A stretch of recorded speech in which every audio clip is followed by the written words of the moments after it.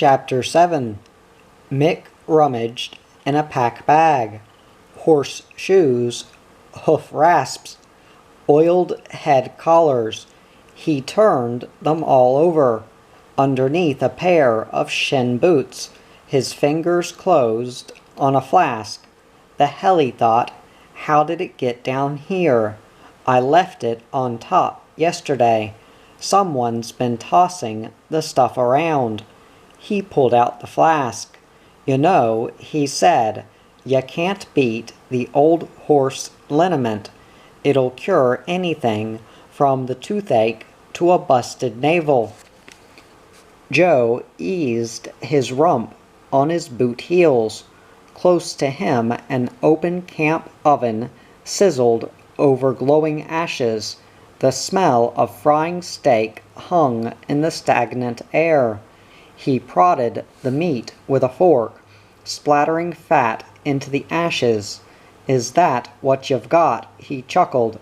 I thought it was something more serious. He turned over another steak. But it ought to be nearly right. You've had it a couple of days. The angling sun burnt on Mick's bare shoulders. Sweat glistened on their brownness as he tipped the flask, filling a cupped hand with liniment. It stung when he slapped it on his belly and rubbed slowly, working the pungent oil into his bruised muscles. A couple of days ain't much, he grunted. After a kick like that, the hoofs still buried in me rib cage. The liniment trickled down to his groins. He pushed his trousers lower. Joe turned another steak. There's no doubt about it, he thought. He's pretty free in the hand, using too much oil. If that liniment gets where I think it will, he'll be running for the river. The damned stuff stings like hell. He was chuckling when the billy boiled over, blackening the fire. Smoke gutted up with the steam. Joe reached for the T10. A man gets staring at ya. Navel, waitin' for something to happen, he chuckled, and forgets all about the tea. He tipped a handful into the billy, and about that hoof. If you reckon it's still in, you'd better dig it out. You might turn septic. Septic is right. Mick's hand swirled a final rub. His belly felt hot, tight as a drum. He squinted down at the bruise's ruddy tinge before he pulled on his shirt. The swelling's gone right down. Maybe the hoof dropped out sometime when I wasn't looking. He tucked in the shirt.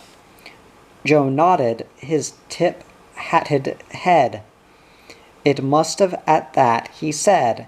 You don't look as pregnant as you did. He bent over the oven to lift it from the ashes and set it away from the fire. Mick sliced a loaf of bread. Hunched over the spluttering oven, Joe stared towards the river. For the moment, glare blinded him. Then he saw Rick, squatted close to the river, stuffing bottles in the water, pushing them down in the mud. Can you beat 'em? Joe went on. He won't be in the party, yet he cools our grog.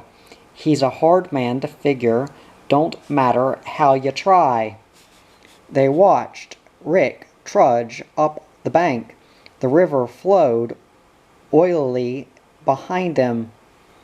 Feathers of dust kicked away from his boots. Mick held a plate while Joe slid a steak onto it. I wouldn't say that, Mick said, but I know what you mean. He's with us, yet he ain't. Sort of odd man out. In a way, that's hard to state. That's about it, Joe nodded. Only I couldn't quite put it right. The words jammed up on me. You take tonight. You'd think he'd be bustin' to be in it. But he ain't. Says he's gonna turn in early, have an early night. Joe scratched a puzzled face. God damn it, you can do that any night when we're on the track. He set out 3 pannikins and poured tea into them. Mick curled his fingers round the middle one. The tea burnt his mouth when he drank. He placed the pannikin near his plate. You can't blame him too much. There, he said. He's a bit crook in the rib. And besides, Molly ain't all that hot. She's had her share of the town and a few stragglers tossed in. A man don't break his neck over her. It's just that there's no one else. A scurry of dust swirled past his plate. He shielded the meat with his hand, and her mate's an unknown saddle string. We ain't even seen her yet. Joe listened carefully, cutting slowly at his meat. I wouldn't say that, he said. Molly's not a bad looker, and if she shared it with the town, that's her bloody business. A man can't thump the drum. And as for her mate, you know what Yorinda is. They don't grow on corners. Mick's mouth was too full to speak. He nodded agreement. His glance rested on Rick, coming over the bank's lip. The cattle flogger looked hot. Sweat stained his dusty shirt. Rick reached for a plate as Joe pushed a pannikin towards him. The 3 ate in silence until Rick said, "What you been talking about? You seemed to be doing a lot. I could see ya chins flappin' down at the river." "You must have pretty good eyes," Mick grunted. "We were talking about you and the grog up at Molly's tonight. Wonderin' why you wouldn't be in it. What gets into you sometimes." Rick sat back on his boot heels. The movement eased the pressure on his rib. A man's like a sick old bull, he thought. He wants to be on his own. Let the scars heal slowly. There's not much he can do except wait. A bone takes a long time to knit. He cut a mouthful of steak. "These nothin' gets into me," he said. "It's just that a man ain't right. I've told you that before." Fat dripped from the steak as he pushed it in his mouth. "Since when?" Joe asked. "Ain't a man been right to sink a bit of grog? And anyway, what about Molly? She asked us all to go." Rick shrugged. To hell with Molly, he thought. To hell with the bloody lot of them. A man's getting so tied up he doesn't know where he is. Must be the long-haired filly. He stared across at Joe. "Don't bring her into it," he said. "Molly won't mind so long as there's 2 of ya and enough grog to last." "All right," Joe nodded. "I pass. I turn him over to you, Mick. You can take a twist out of him." Mick shook his tousled head. "The hell," he grunted. "Why should I? If he's got a set against women, that's his flamin' trouble." They finished the meal while the sun slid westward. Thin pencils of shadow lengthened from the gum trees. Heat crawled on the silvery trunks and shimmered the drooping leaves. Dust drifted in restless columns across the arid plains. By the time Rick stacked the plates, the sky had purpled. Another half-hour, he thought, and the sun'll be set. The blasted skull burner won't be searing at a man. He jerked a thumb westwards. "She ain't got long to go," he said. "You fellers better get moving. It gets pretty dark these nights. They ain't much moon as yet." Mick scoured the plates with ashes. Joe rinsed them off with hot tea. When he dropped the plates into the tucker box, he said, "Yeah, I suppose we ought to. It's a fair walk to the humpy, and a man's got the grog to carry." Together they boot-scuffed down towards the river. Joe carried a saddle blanket. Mick whistled through his teeth. Close to the stagnant water, Rick splashed in, heel deep. He fumbled in the mud. It felt cool to his touch, but slimy. He passed up bottle after bottle until Mick said, "She's right, Rick. That's the lot. You won't find any more." Joe wiped the bottles on the blanket. When they were all cleaned, he tossed the blanket on the bank. "I'll wash it tomorrow," he said. "That's if I ain't too crook." He stuffed 2 bottles under his arm. Rick picked up 4. "I'll carry some as far as the bridge," he said. "It'll give you a bit of a hand. You won't have too far from there." They walked with bottle-clanking slowness along the river track. A herd of horses, stringing in from the plains, flung their heads to watch. They snorted when Rick rattled the bottles. Several stampeded away, then cantered near for another look. Finally the whole herd trotted down to the river for a sundown drink. Rick spat in the dust. "I don't know whose they are," he grunted, "but they look to be pretty fair sorts. Got a decent bit of condition." Joe stared at the passing rumps. "You're right," he nodded. "I'd say they're in pretty good nick. I think they belong to Jonesy. He had some bays like them." He pointed with a bottle. Close to the bridge, Rick looked back. Mick and Joe plodded behind him. The horses were snorting in the river. He could hear their hooves churning in the mud. "I reckon I'll leave you here," he said. "I'll make on back to the camp. I suppose I'll see you fellers somewhere around morning." He held out the bottles. Joe took 2. Mick took the others. They had them tucked under their arms when Mick said, "I suppose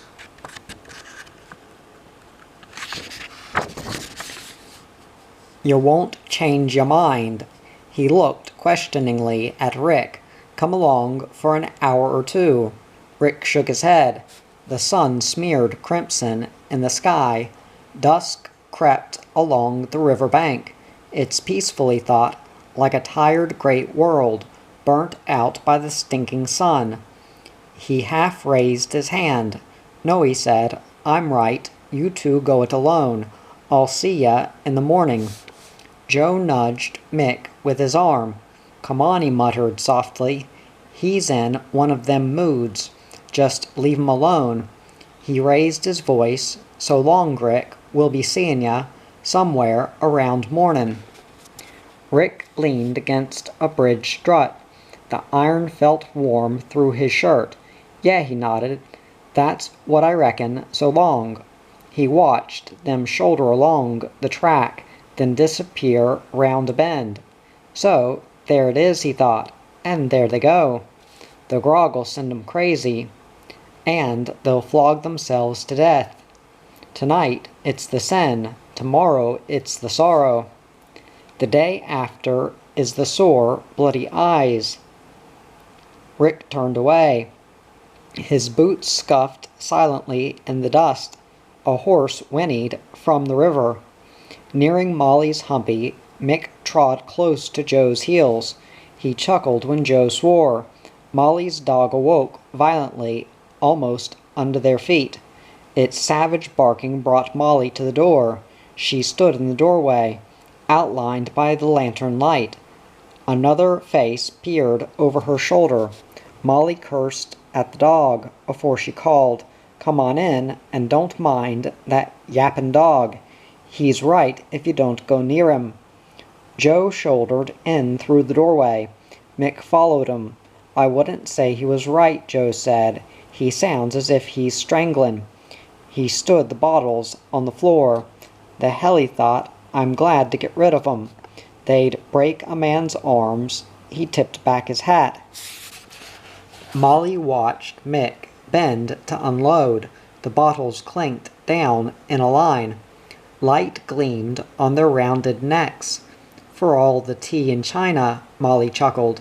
"What are you going to do? Drown us in the stuff?"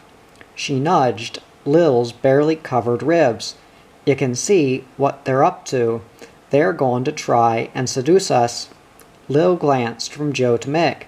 Her ivory skin had a hot, excited flush. She fingered her shoulder-length hair. "That wouldn't be hard to do," she said.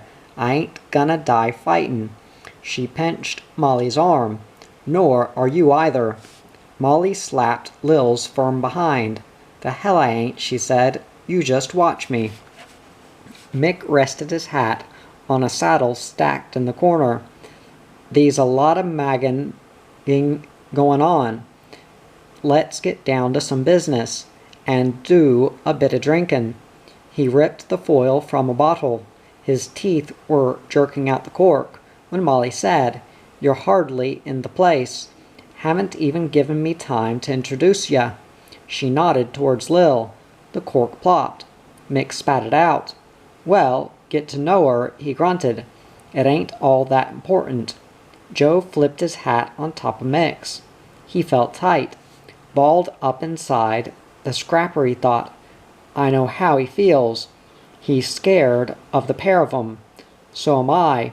A man talks big, but he's not in the race, not used to 'em. He has to fill his hide with grog. Get a bit of false guts." Joe ripped the foil from another bottle. "Yeah," he nodded. "That's about right. Just toss her name in while we're talking."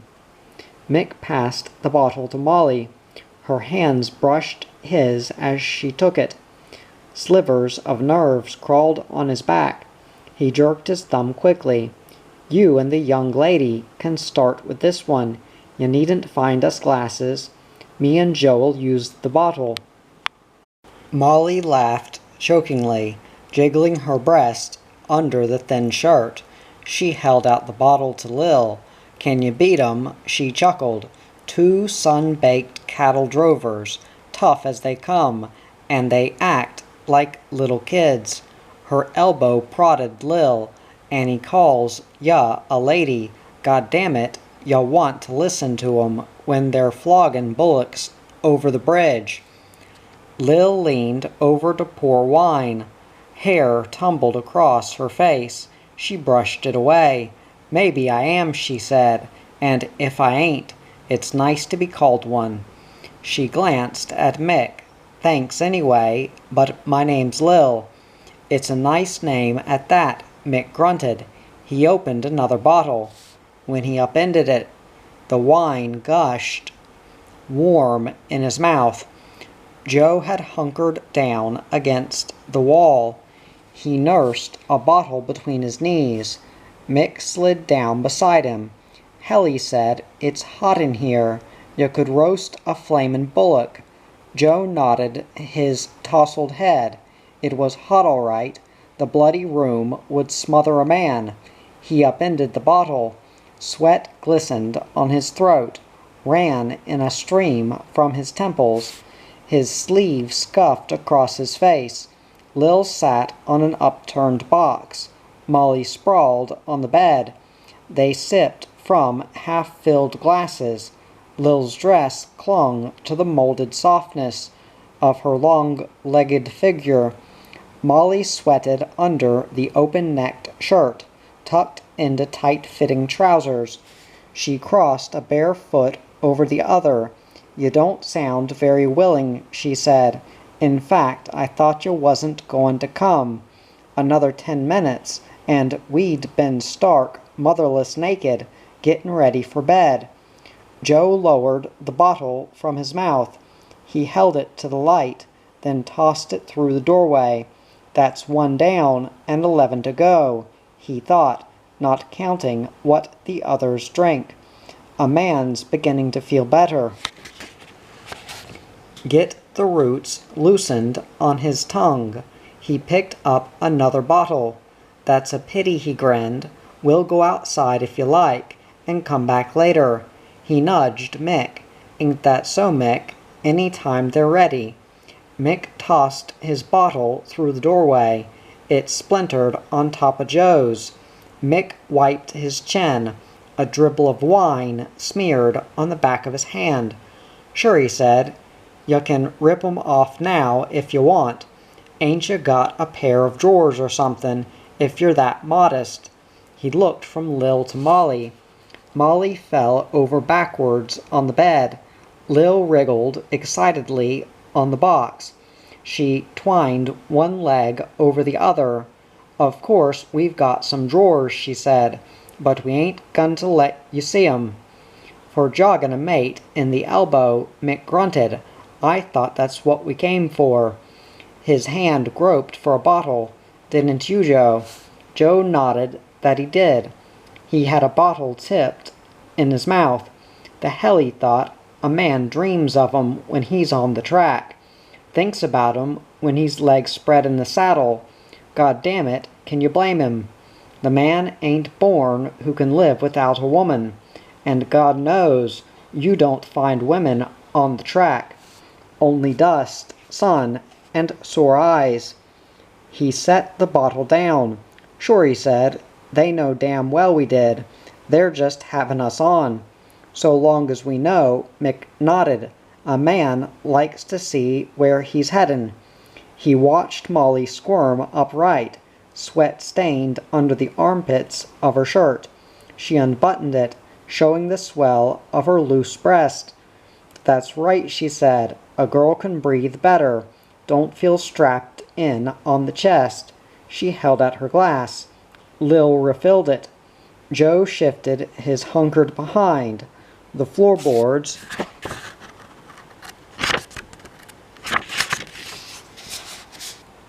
were hard. "The hell," he grinned. "You ain't strapped in is right. They pop out like billiard balls, only they're a bit bigger." He nudged Mick. "Don't they, Mick?" "Yeah," Mick grunted. Wine gurgled over his tongue and dripped down his chin when he took the bottle away. His eyes felt slitted, tight. A man's getting right, he thought. The grog's taking a twist on the rein, steering a man where he doesn't usually go. He wiped his chin. "And I'm waitin' to see Lil's. She's been doin' a lot of jigglin'. A man can see 'em bustin', ready to pop." He leaned back against the wall. His lined face creased as he chuckled. Lil whisked her hair from her cheeks. Her body felt hot. She spread her legs wide in front of her, pushing her hands down between them. Her dress clung to their shape. "If it gets much hotter," she said, "you won't have long to wait. Any minute now, and I'll go and put on my kimono." She wriggled on the box. Mick passed her another bottle. The cork dropped from his teeth. "The other one's empty," he nodded. "Get this one into you, too. Then you won't worry so much. You'll be doing a dance bare belly, happy as a duck in water." Molly reached over to snatch the bottle. Wine splashed on her breast. When her mouth closed on the smooth glass neck, she still had her head tipped back.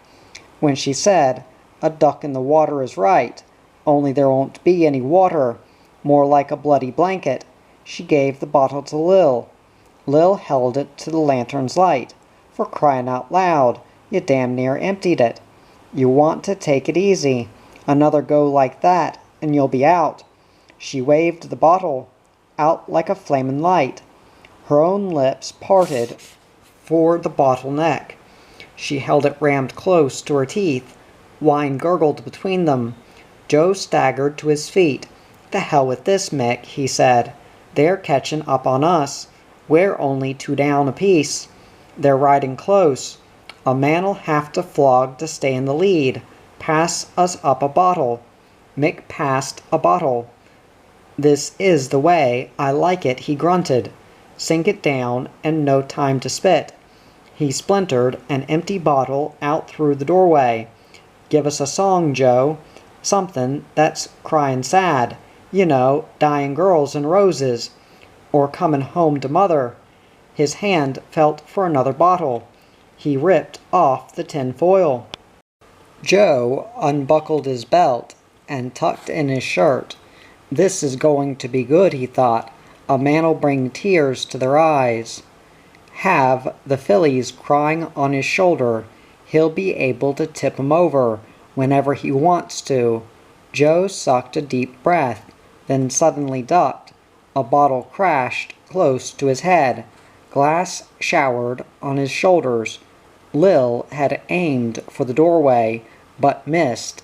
Her excited hands clutched at her dress as she wriggled on the box. Mick shook with a bellow of laughter. For floggin' a tired old donkey, Joe shouted, "You nearly split me skull, just when I was goin' to sing." He dusted glass from his shirt front. Lil ripped the dress from her body. Her long legs pranced on the floor. "That's what I thought," she said. "To hell with the bloody singin'. I'm gonna dance." She twisted her slender hips, rotating her bare behind. "Come on, Molly, get up and join me in it. We'll make 'em burn their hides." She slapped her hands together. Molly struggled with her trousers. They split when she kicked them off. Her shirt landed close to Mick. "I'm with ya," she chuckled. "I'm with ya all the way. I can already smell 'em burnin'." Her bare feet thudded.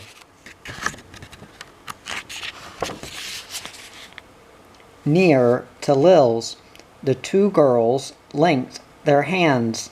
They jiggled breast to breast.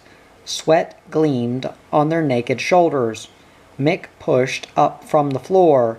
He stamped one foot in rhythm. Joe did the same. Their hands clapped to the beat. Joe shook the sweat from his eyes. "That's it," he yelled. "Just shake them old potatoes, or we'll put 'em in a sack." He nudged an elbow into Mick. Mick stamped his boot harder. The floor rocked under his pounding heel. "This is it," he thought. "A man is living it up." Full to the gills on red, flowing wine, and two girls dancing naked. Can you beat it? You wouldn't read about it if you had time to read. He grabbed another bottle. "Come on," he grunted. "Put a bit of life in it, or I'll come out there and join ya." He jerked the cork with his teeth. Lil spun away from Molly. Her arms reached for Mick's neck. She pulled him close to her, felt his rough shirt rub on her breast. His big belt buckle scraped on her ribs. "All right then," she panted. "Let's see how good you are. But take your boots off first. I don't want me toe flattened." She jigged close up to Mick. Mick bent to unbuckle his boot straps. His head bumped into Lil's body. Joe tossed a bottle through the doorway. His boots followed it. He crow-hopped towards Molly. Her arms clawed for his shoulders. The humpy shook with the thud of bounding feet. Molly collapsed first. She fell over backwards onto the bed and pulled Joe with her. His weight crushed her into the blankets. The breath pumped out of her body. She struggled to roll clear, but Joe held her tight. "You make a nice little cushion," he panted, "and now's as good a time as any." His hands fumbled with her breast. Molly gulped in a mouthful of air. She shuddered eagerly.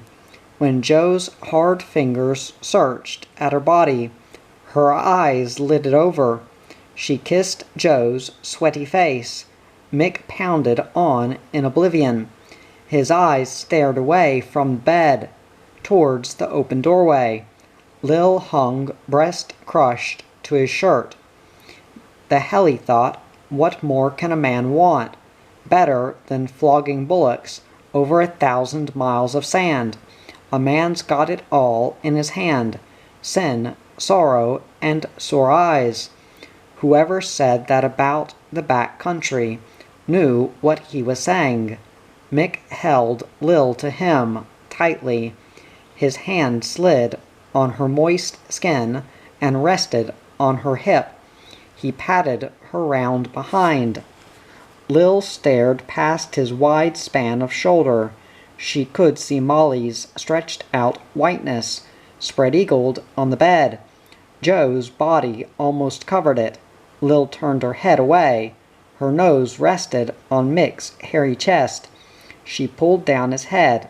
"Let's get out of it," she panted, "and come inside to my room.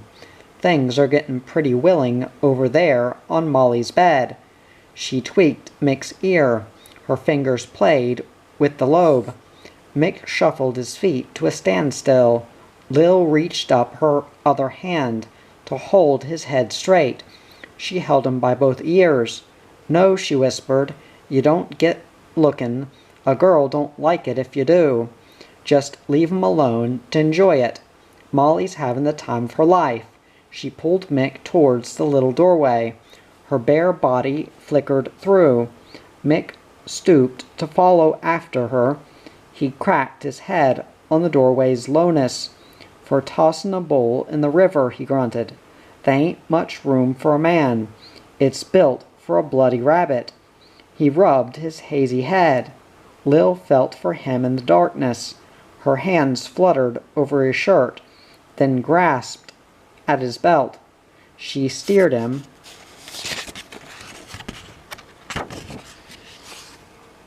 towards a little bunk. "You'll find room," she whispered, "and some left over. You don't want a lot to make love." She sank down on the bunk. In the darkness, Mick tumbled on top of her. She slipped both arms round his neck. Her lips touched his stubbled chin. The small room dizzied them with suffocation. Heat welded their sweat-soaked skins, clamping Lil's swollen breast mounds to Mick's hairy chest. She whimpered excitedly when his hand forced in between, rasping her nipples. Her wet lips clung to his mouth. "This is what I want," she thought. "A man's hard body bruising me, crushing me, forcing me down." Her hands clawed at his belt buckle. The smell of horse liniment reeked in a sweaty mixture. She felt nausea retch in her clinging lips. Mick twisted his head away. "God damn all stinking wine," he thought.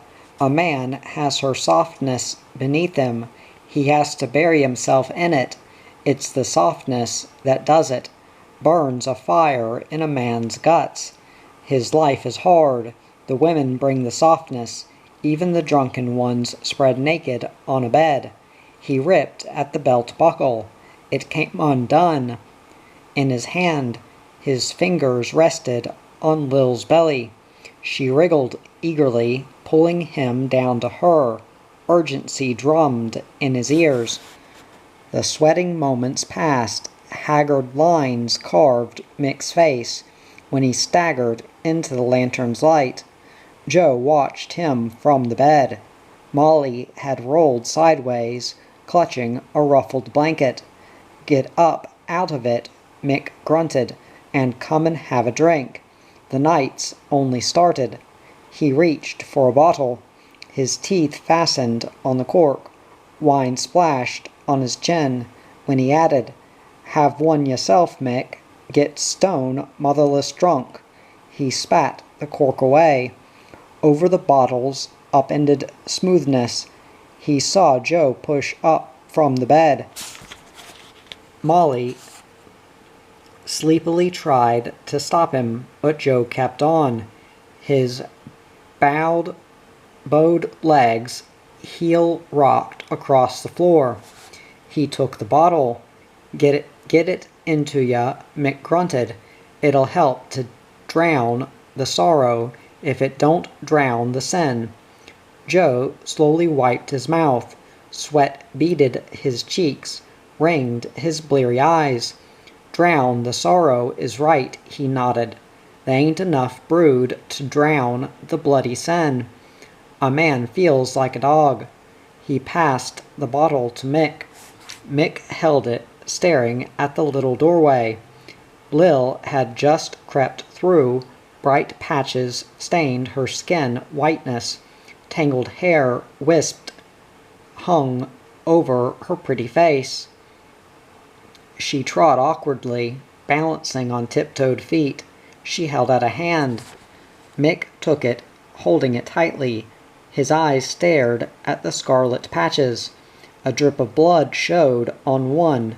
God damn a man to hell, he thought. It's his flaming belt that did it. A man ought to throw it away. Toss it in the river. He gave Lil the bottle. She sucked greedily, gurgling in her throat.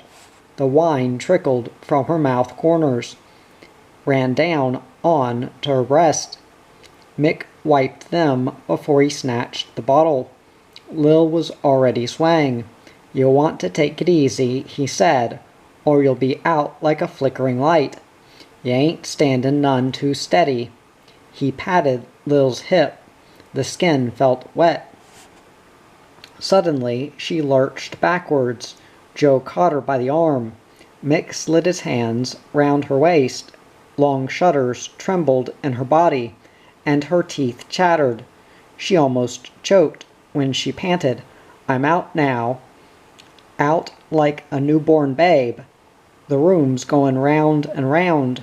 Give me a hand, Mick. I want to get to the bunk." She swayed towards the doorway. Mick lifted her bodily. The hell, he thought.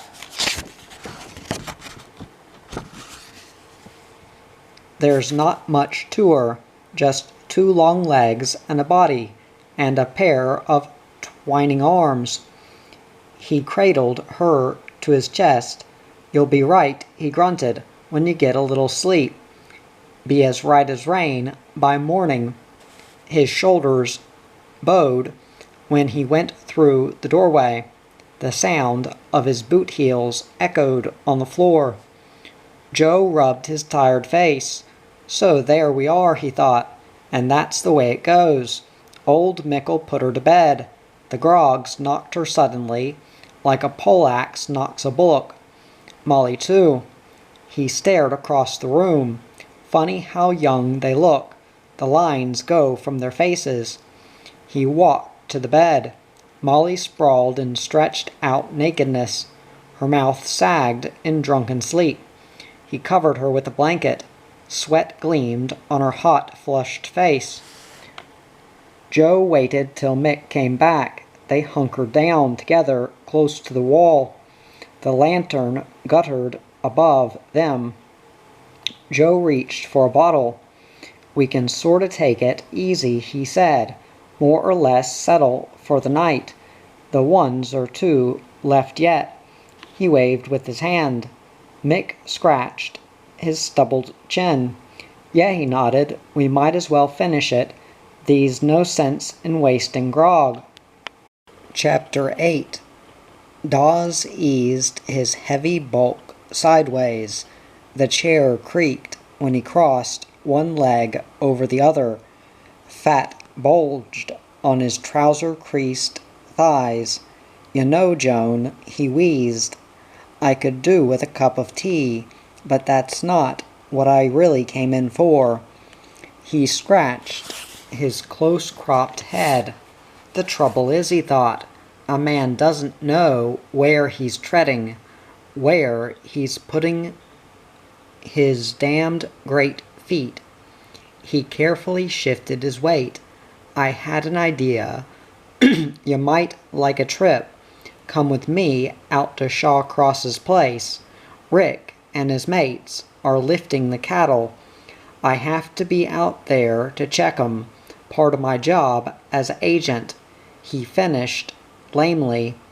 A big hand gripped the table. Joan smiled from behind the counter. She held a teapot under the faucet. When steaming water gushed, she said, "That's very kind of you, but how about the cafe?" Her hands fussed with the tap and teapot. She set the pot on a tray. "I can't walk out and leave it. Someone has to be here." She swayed her skirt round the counter. Outside in the street, sun glared on the harsh red roadway.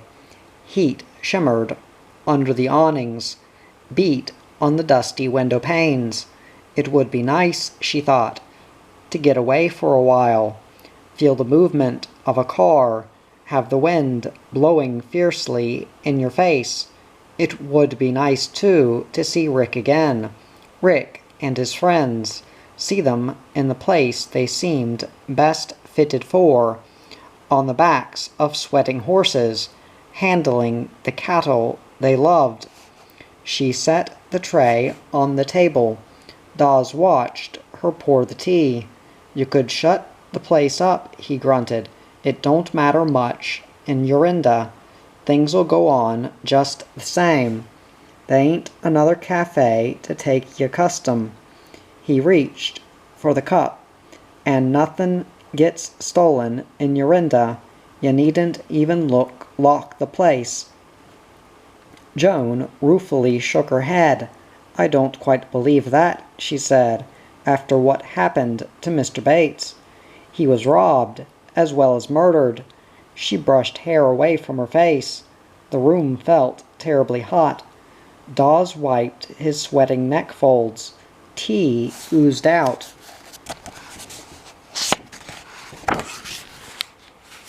Through his skin.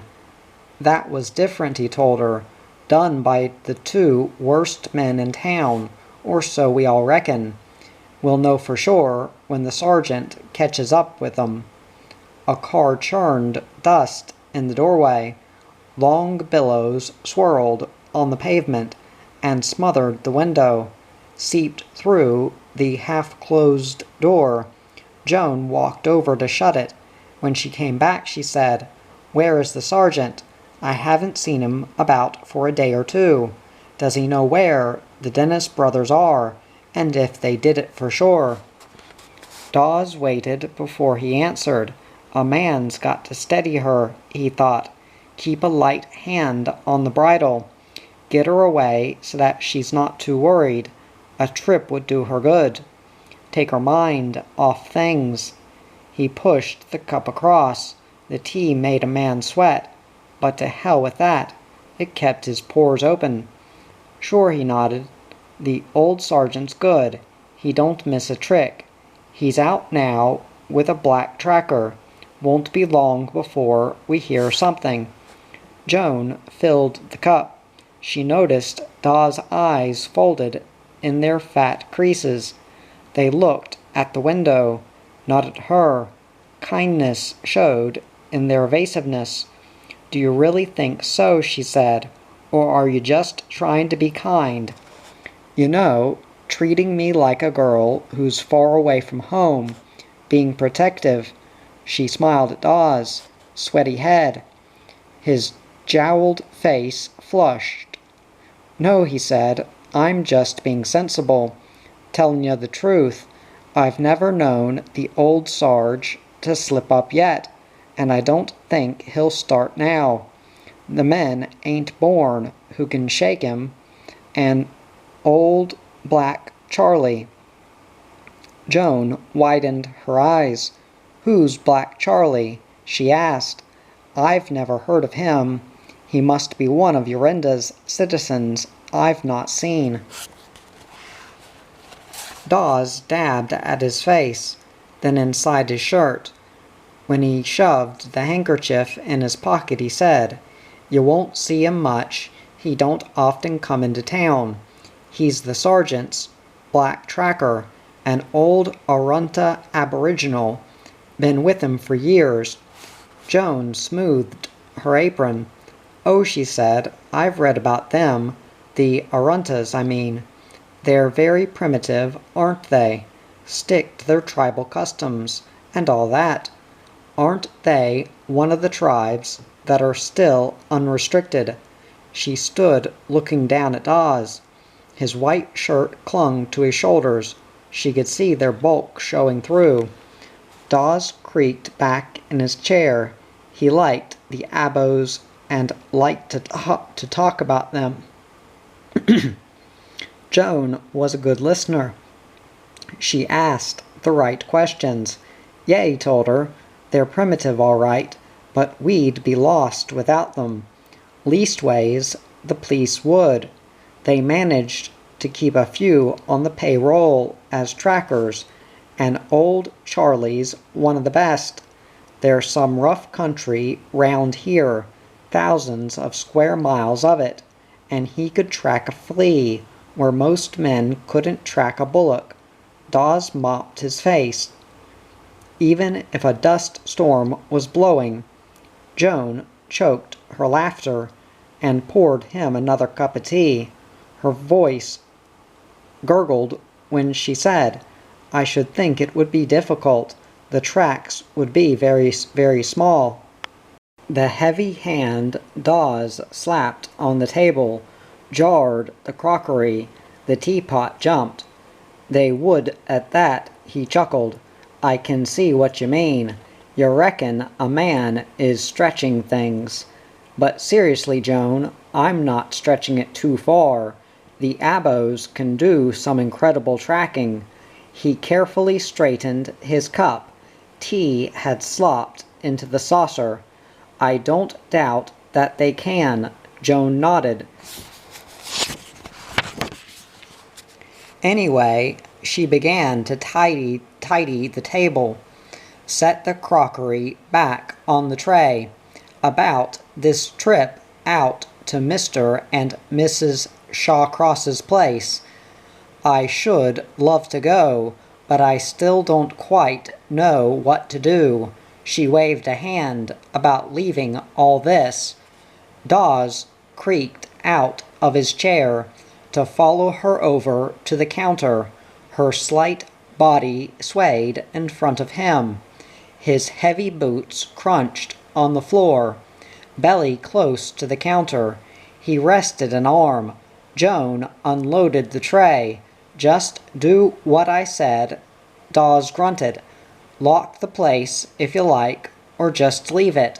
It'll be right. I'll guarantee you that.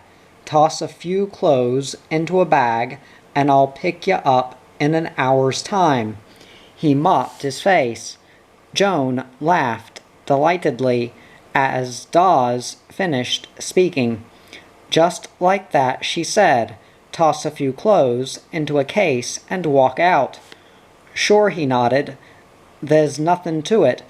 All you want is a toothbrush and whatever clothes you need. Miss Shawcross'll take care of the rest. Their house is as big as a pub. The water faucet jammed.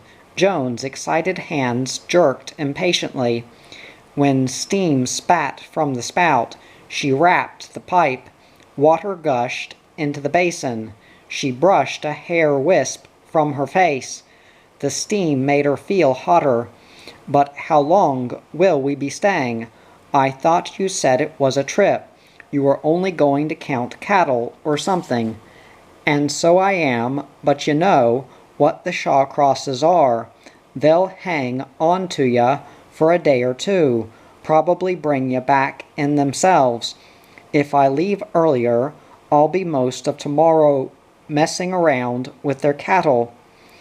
There's always something to do at the last minute. I suppose there is. Joan rinsed the teapot. When it was upside down on the draining board, she added, All right then, I'll come, and thanks very much. I'm sure it's going to be wonderful. Dawes scratched his stubbled head.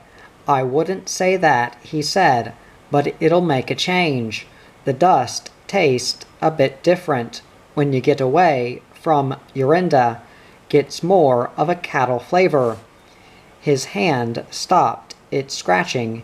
He felt the bristles pricking his fingers. Of all the stupid belly bulgers, he thought, a man is the stupidest.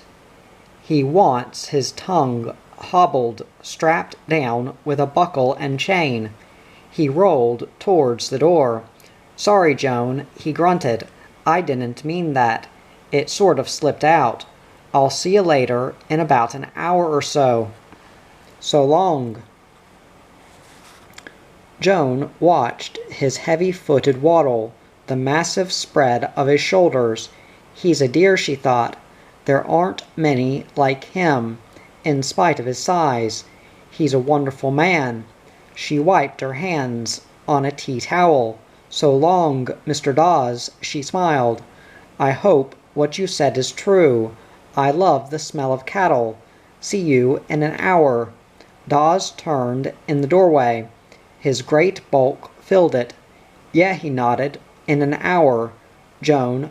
So long." The gauze door slammed behind him. Heat swirled in from the street. The hour passed with hurrying suddenness. When Joan bumped her suitcase out through the doorway, the pavement stretched, deserted. All the stores had closed for a noonday break. The roadway glared in sun-reflected emptiness. Joan locked the cafe door. She held the key in her hand as Dawes' big car spewed dust past the Ronde.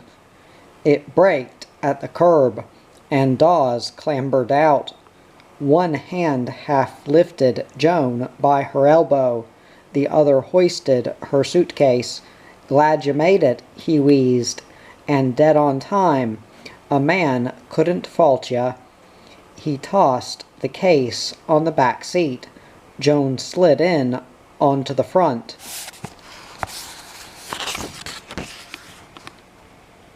When he held the door open for her, "Yes," she chuckled, "I made it all right, but it was a terrific scramble. I'm sure I've left something behind." She straightened her skirt, smoothing it over her knees. Dawes padded round, close to the bonnet. The car listed heavily as he climbed in. His big paunch jutted, resting close to the wheel. "You ain't," he grunted. "And if you have, it don't matter now. We're on our way." He slipped in a gear. The car moved away from the curb. Joan looked back to see the dust billow over her cafe. The window stared blankly, shaded under its awning. "I haven't been there long," she thought, "but already it feels like home. I shan't be sorry to see it again." She leaned back contentedly. "No," she admitted, "it doesn't matter now, but I still hope I haven't." Dawes changed to another gear. The car gathered speed. Close to the bridge, Joan saw Molly riding a pony. Lil walked beside her, barefoot in the dust. They both looked round when the bridge girders clattered. Molly half waved her hand. Lil tossed the long hair away from her face. The car hissed on a dusty track. When Joan asked, "Who were those girls? I've seen them about in the street, but they've never been into my cafe." Dawes rested an arm on the car door. It helped as a chute for the wind. He could feel it puffing his shirt, drying the sweat. Flecks of flying dust tingled his face. This is the life, he thought, that a man dreams of. The wind blowing strong in his face, a lovely girl by his side, and a vast spread of heat-hazed distances around and above him. God surely is in the sky. Dawes patted the wheel. His hands felt impatient, eager to reach. "No," he grunted, "I don't suppose they have. Maybe they will some day. The blonde girl's a newcomer. I don't know much about her, but Molly's the one on the horse. She keeps a few cows and helps the drovers get their cattle over the bridge." The track took a sharp bend, following the rim of a depression. Great weather cracks eroded the plain. When the ground leveled again, Dawes added, "She's a good scout, really. Bit rough in her ways, but do ya a good turn. She lives in a humpy not far from the river bank. So does the other one. They live together." He stared at a whirly-whirly, spinning a column of dust. Another one whirled just behind it, close to the horizon. Joan watched, too. The towering swirl of dust fascinated her. It seemed a mile high, feathering into a sky of dwarfing vastness. Brassy, with a tinge of blue. Everything's big, she thought, incredibly big. So big that it makes you feel frightened. Lost almost. She rested her head on the seat back.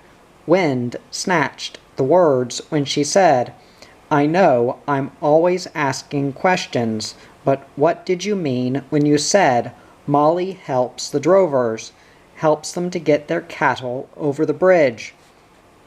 Dawes lifted a hand from the wheel. A man's habits stay with him.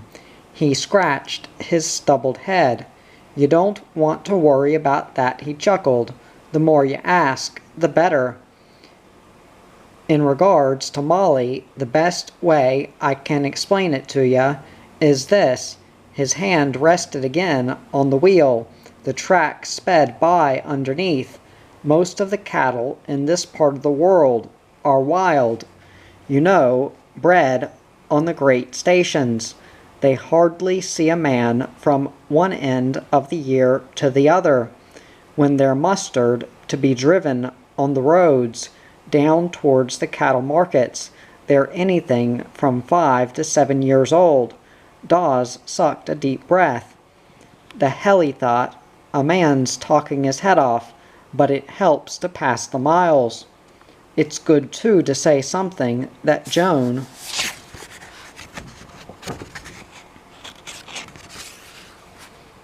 wants to listen to.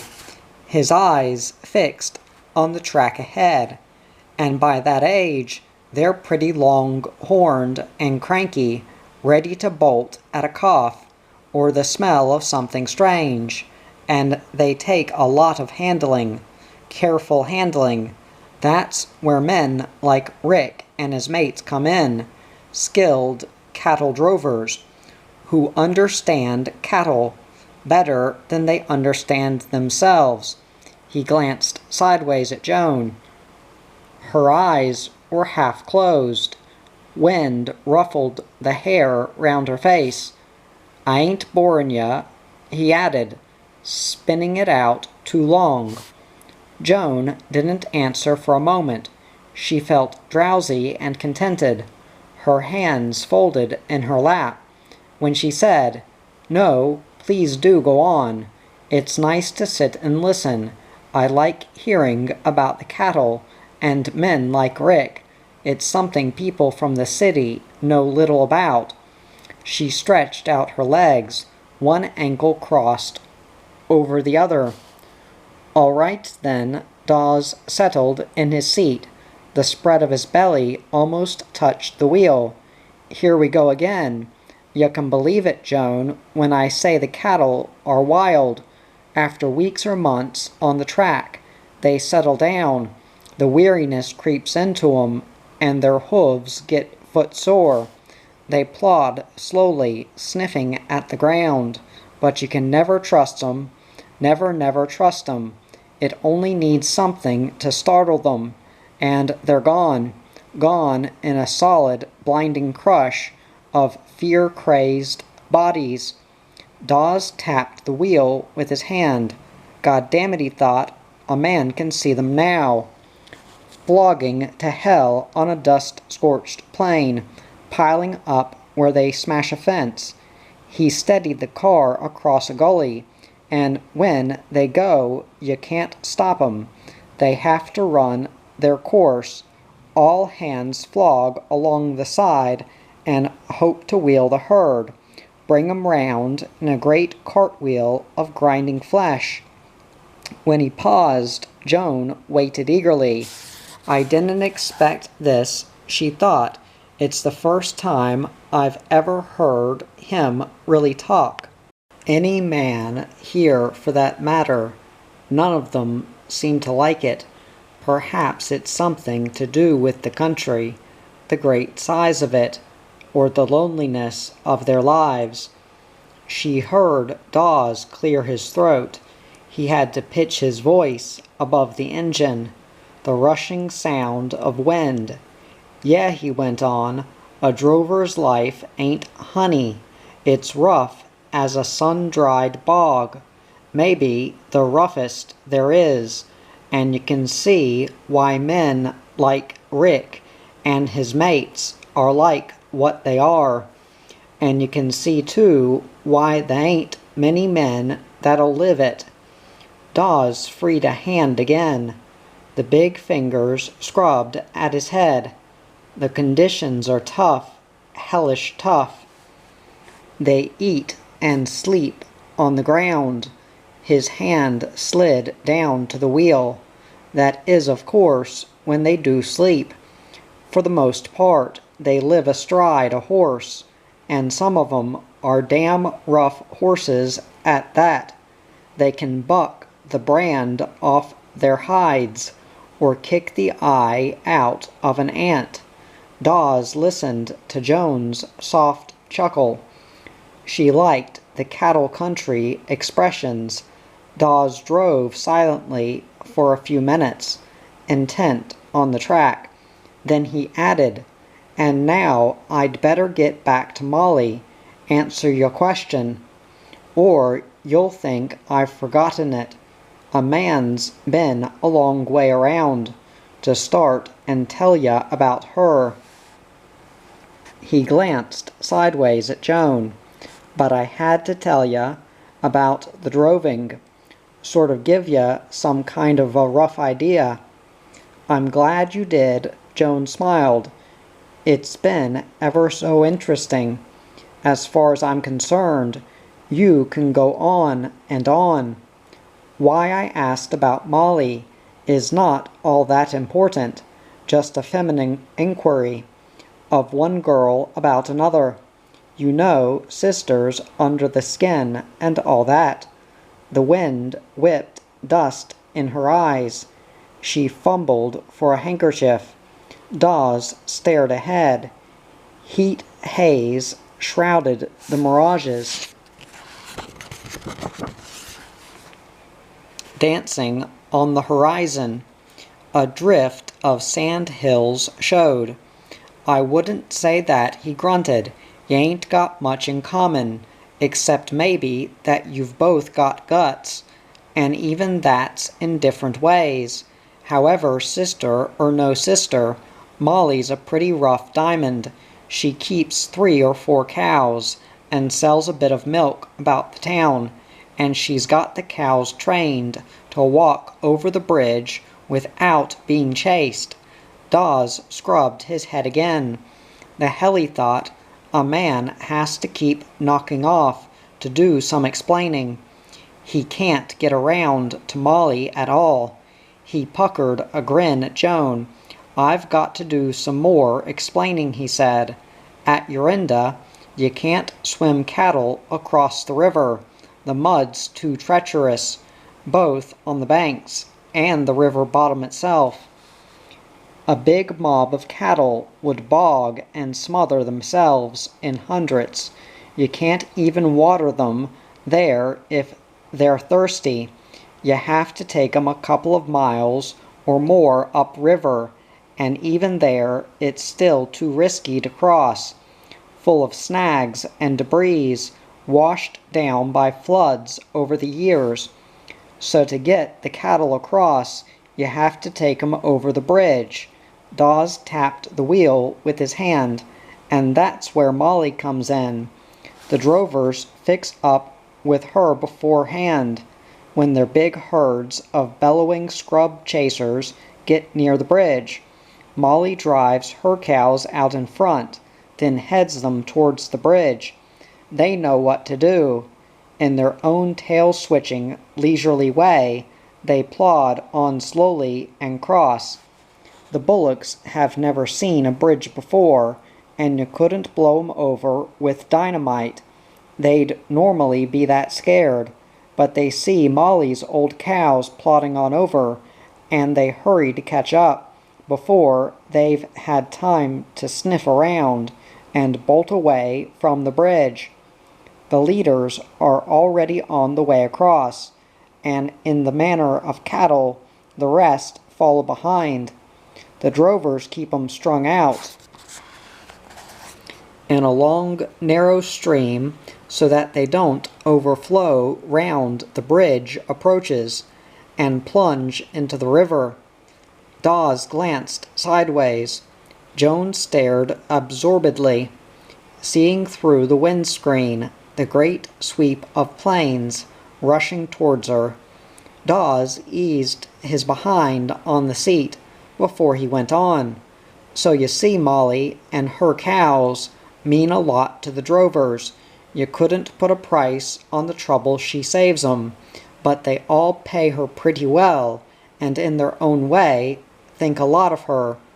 She can swear and curse with the next man, ride and sink the grog too. But the fellers expect it of her. She's that kind of girl, leading their kind of life. Dawes wiped dust from his eyes. The pouches were coated thick. Joan shifted sideways, drawing up her knees.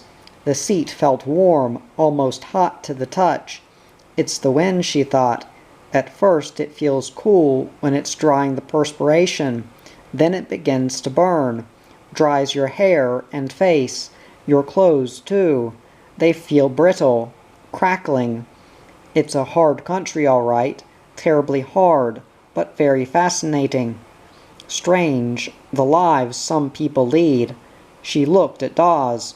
Wind fluttered her hair, swept it away from her neck. I think a girl like that is wonderful, incredible really, to be able to hold her own in all this heat and dust. She half waved her hand. Dawes scratched his stubbled head. A man couldn't tell her the half of it, or even a quarter, or could he? A man never knows where he is with a girl. He pressed down with his foot. Its weight flattened the accelerator. Don't build up any pictures of her, he grunted. Just leave it where it is. Sufficient is to say, she suits the place. Now let's talk about something else. Or maybe, if you're tired, you can have a bit of shut-eye. Thee's a long way to go yet. He pointed with his finger, jabbing it outside the car. We'll be coming to the sandhills.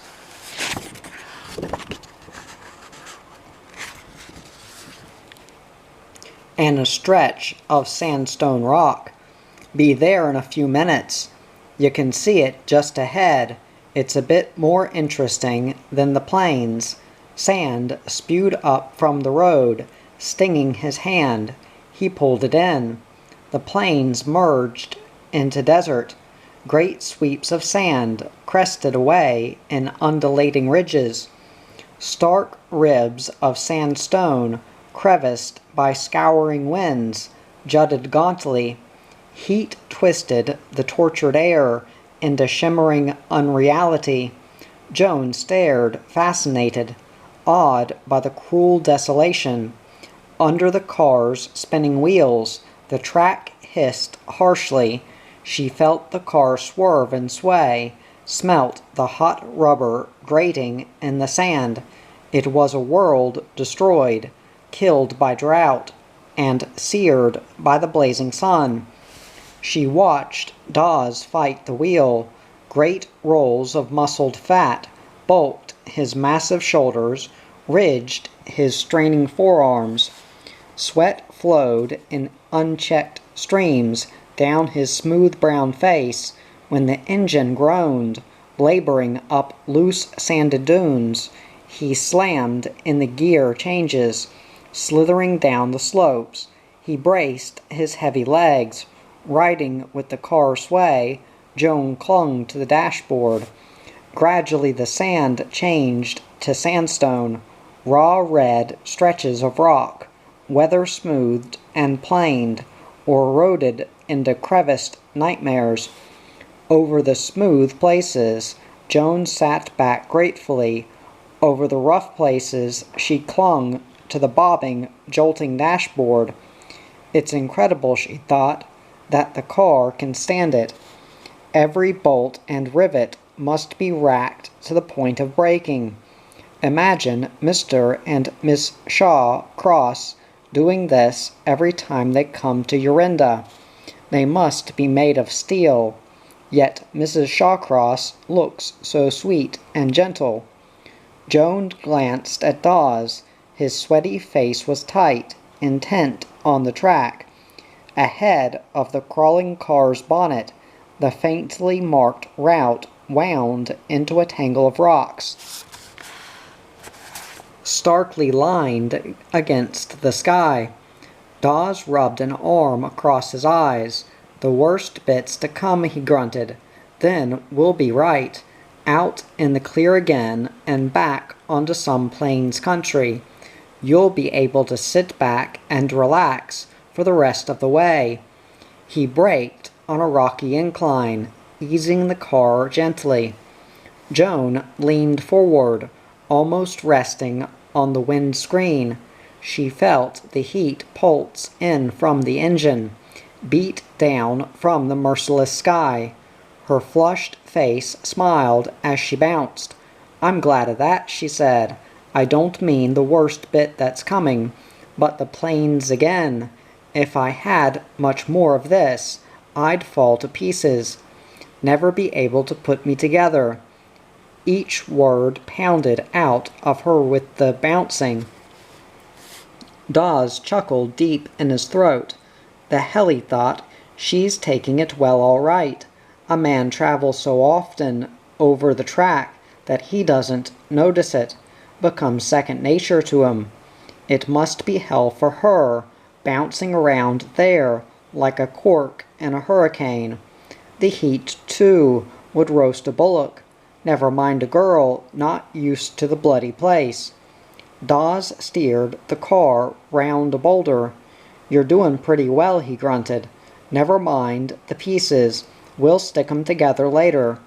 I should have warned you this morning that the trip'd be rough, but I never gave it a thought.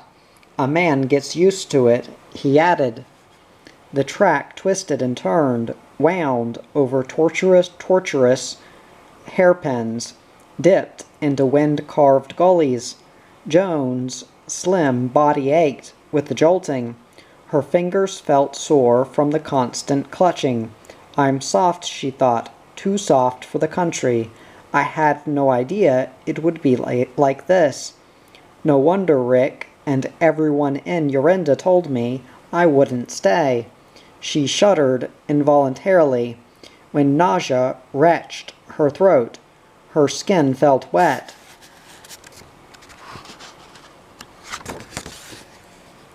Hot to the touch. She turned her head away before Dawes could see her. Close to an angular bend, Dawes braked sharply. His great boot stamped on the pedal, catapulting Joan onto the dashboard. A few yards ahead of the car, a tumbled pile of stones littered the track.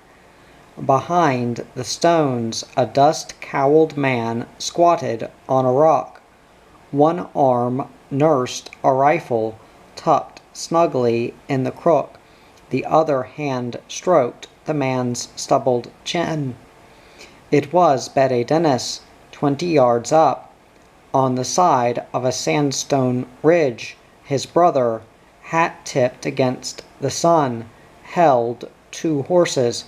Bette spat through sun-cracked lips. "Good day there, Jim," he nodded. "I knew you'd be along. We heard the cattle were moving." Dawes felt his big paunch crawl. "The bastards," he thought. "The dirty, rot-gutted bastards. Now, what does a man do? I can't turn around, and I can't go forwards. Why the hell didn't I think of it? It's the logical place for the scum to hide. Of all the flaming luck, and a man's got the girl with him. He shifted a hand from the wheel, felt for a tire lever under the dashboard. His fingers closed over it. "Good day there, Betty," he grunted. "Ain't seen ya around in a while." He slightly shifted the lever. Betty waved with the rifle, its muzzle jabbed towards the car. "I've been around," he said. "A man has to keep movin'. He gets tired of the scenery if he's always in one place." He held the rifle steady. Dan hitched the horses to a rock. His boots feathered up dust as he slid down the slope. Near to his brother, he straightened upright. Joan saw his haggard face. It looked strained, almost frightened. Yet his lip twisted in a sneer. "Good day, Jim," he said. "I see you've brought the filly. Got her nice and handy, all set for a pit of spiel." He spat in the dust. "Or maybe something better." Dawes felt Joan's hand on his arm, heard her soft whisper as he wrenched at the door handle. "God damn him to crawling hell," he thought. "I'll pulp his bloody face, trample him into the ground." For a moment the door creaked under his weight. Then he relaxed. His mind flashed over the reflexes. Take things steady, mustn't leave the car or Joan. Short of a bullet, a man can beat them off. Batter them with the tire lever. The problem was the bullet. Would Betty squeeze the trigger? Dawes stared at Betty's hard face. The hell he would. He'd squeeze 20 triggers and grin at every one. Dawes shifted his gaze to Dan. "One of these days," he grated. "I'll have you for that, Dan. Beat the livin' daylights from ya." The words died to a whisper. Little scurries of dust puffed against the car. Steam drifted from the bonnet. The motor ticked over gently. Saddle stiff on heeled-over boots, Dan walked to the shade of a rock. "If that's how you want it, Jim," he said, "there ain't no time like now. What say ya just step out and see how good you are. See whether you ain't bogged down by all that fat." He rested his shoulders against the rock, rammed his hands deep in his pockets. "They tell me you used to be a good 'un, but that was a long time ago." Joan gently squeezed her fingers, pressing down on Dawes' arm.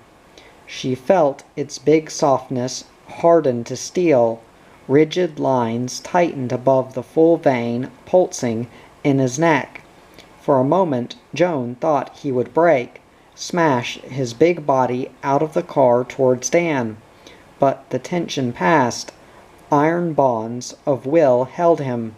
He slowly glanced from Betty to Dan. "It can wait, Dan," he said, softly. "It can wait, and I can wait too."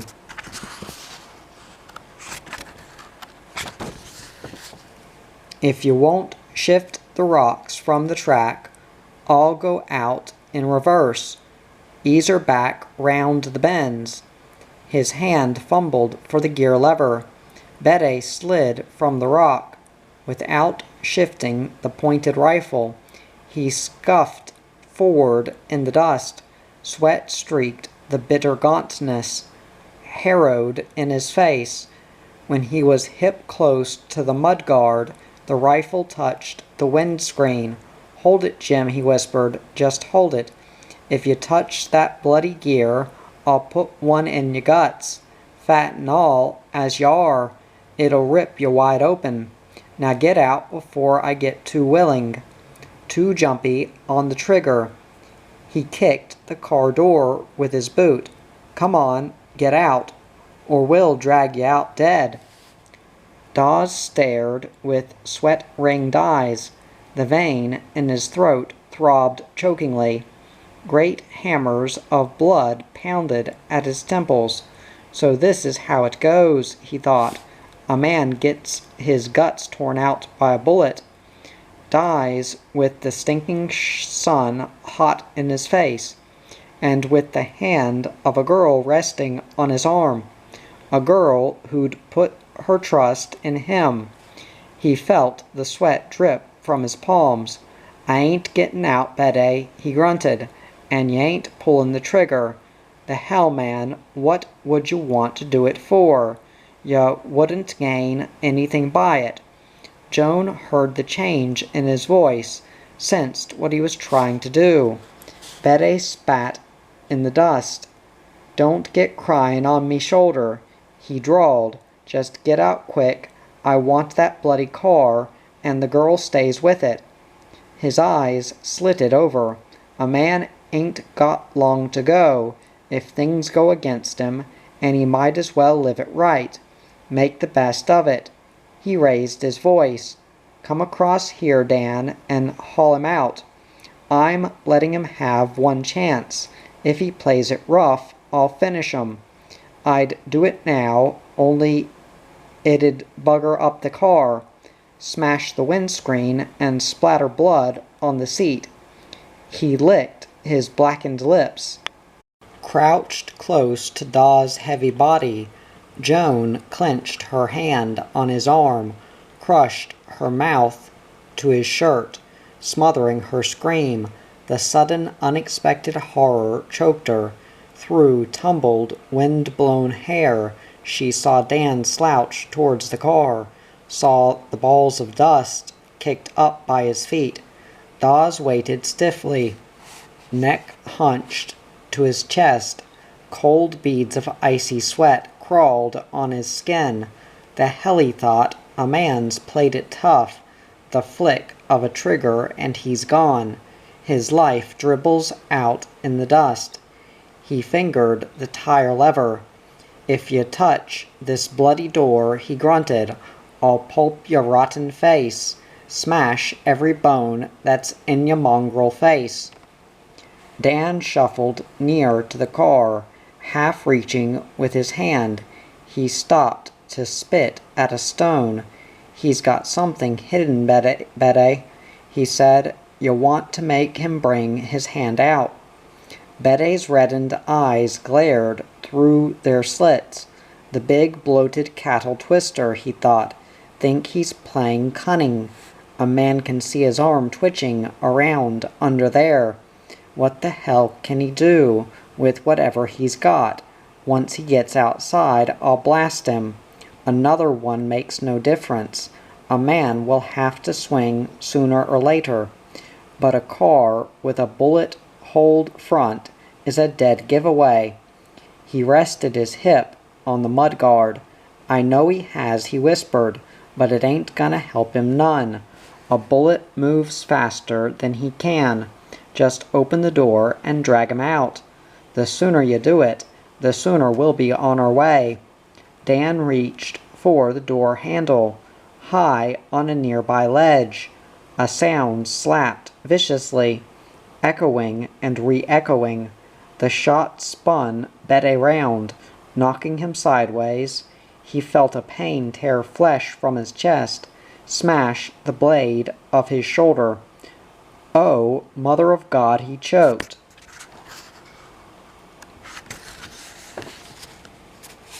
"Mother of Weeping Christ."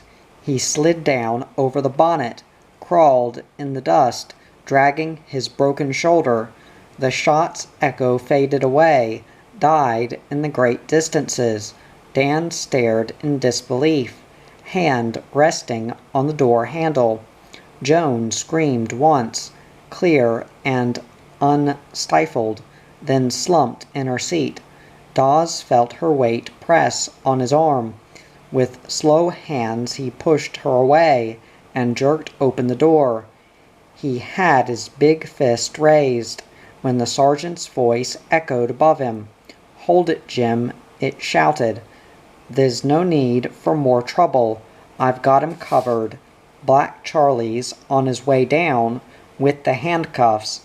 He'll be round that rock in a minute." Dawes heard the rifle bolt snick. Slowly Dan walked towards his brother. A lifetime had slipped away. They were kids again. Betty's sweaty shirt was torn, blood-stained on the ragged edge. His haggard face glanced up as Dan bent down. "Don't touch me, Dan," he grated. "Don't touch me, or so help me God." He slumped over in the dust. His fingers clawed on the ground. "No, I didn't mean that. She's right, Dan. It's just that my bloody chest hurts."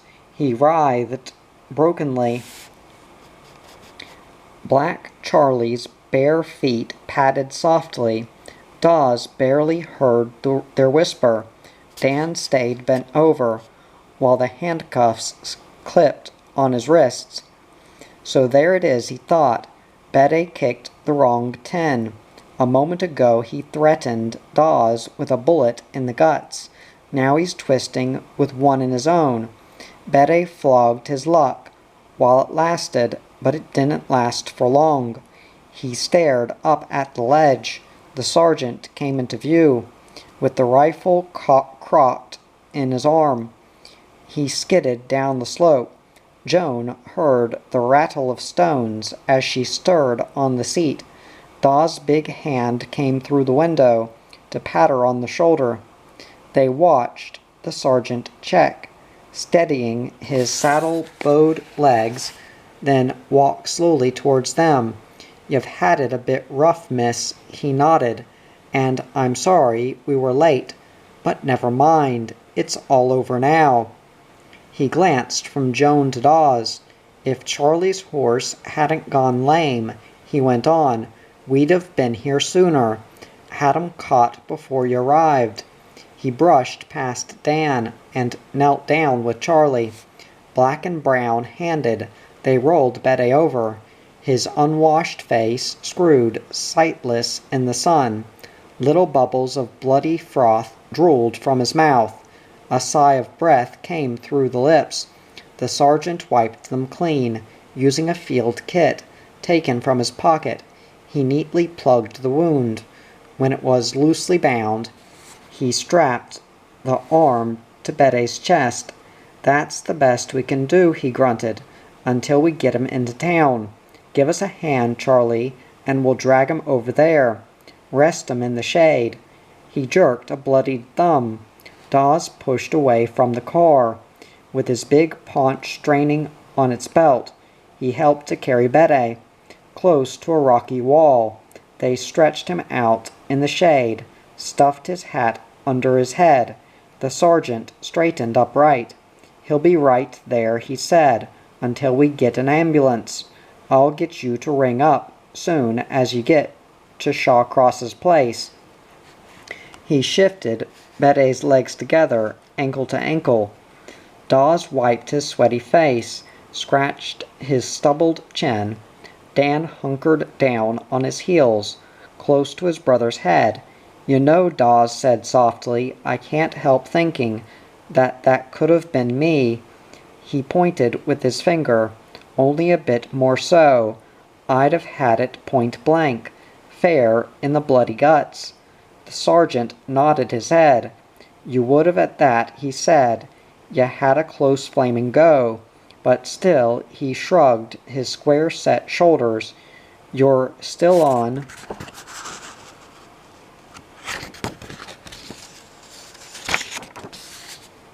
"You damned great feat, Jim, and that's the main thing. Now you'd better be on your way. Make it to Shawcross's as quick as you can and get cracking on the phone. We're going to need every minute to keep Betty alive." Dawes walked with the sergeant towards the car. Somewhere behind the ledge, carved deep across the slope, a horse whinnied softly. The sound faded quickly, muffled in the sandstone. Charlie began to clamber upwards, his bare feet splayed, toes buried in the dust. He was close to the ledge when Dawes said, I guess we will. How would it be if I turn the car round and take him in myself? There'd be room for him, and you too, on the seat in the back. Charlie could bring in Dan and the horses." The sergeant tipped his hat. Sun glared from the red-tinted ground. "Not a chance," he said. "Not the ghost of a Buckley's chance. He'd be dead in the first half-mile. He's got to be carried lying down. Keep the blood from swamping his lungs. Me and Charlie'll look after him." He glanced up at the ledge. The khaki-trousered aboriginal had disappeared. "He's gone after our horses. When he brings 'em down, we'll give Betty a drink. Try and bring him round. There's a couple of bags of water strapped to our saddles."